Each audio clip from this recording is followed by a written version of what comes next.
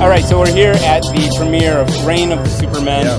This is, obviously a big deal for the entire universe, for the DC animated universe. We've had the death of Superman. We have a world without Superman, and then a world with too many Supermen. And I know that Batman specifically, obviously, he's been suspicious of the power and strength of Superman for some time. So how does he react to the loss and then these other people stepping in to kind of fill this power vacuum? Well, we don't. There's a lot of.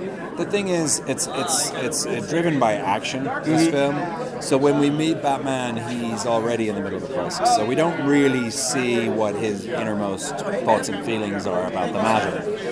However, I think Batman's feelings are reflected in the world when we find it, which is a world that not just Superman is absent from, but the idea of Superman is being reevaluated and reassessed, and as a result, all these other Supermen have sort of come in to fill the role, each with a different agenda and a different backstory. So you would imagine that Batman, like the rest of the world, hasn't really gone over the power vacuum that now exists without the most powerful superhero in the universe. So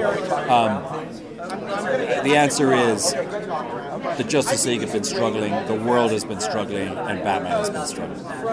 So, what would you say that his trajectory in this film is? What is the character arc, without giving away too much, obviously, for Batman? Is he looking to solve this problem? Is he just trying to deal with the repercussions?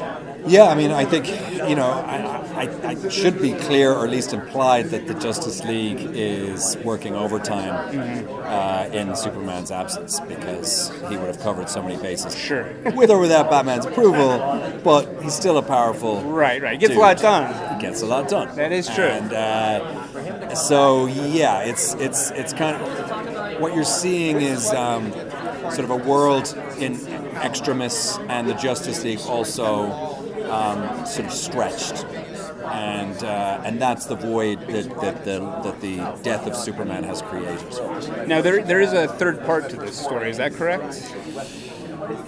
Is there? There might be. There's implications that there is a third Maybe part. you know more than I do. Where do you see these characters heading from after this story? Obviously, that is a very spoilerific question. Well, I think the writers do what they can to try to continue to sort of honor the continuity. So even if the next title isn't a Superman title, that the characters will act as if this has all happened. The effects are felt. That the effects are felt somehow, and that it's not just like that it never happened. Sure. So I don't know if there's going to be a third. I don't know when a third might happen. Right. Maybe that's just because Batman's not in a third and I never got a phone call or a script. So that's possible. Oh no. Yeah, that'd be terrible. But no. So I don't really know how to answer that question, except that these pretty much come in order, and I think they do a pretty good job honoring that. Very much so. And for the fan, I think that's quite rewarding. Well, let's wrap up by asking you.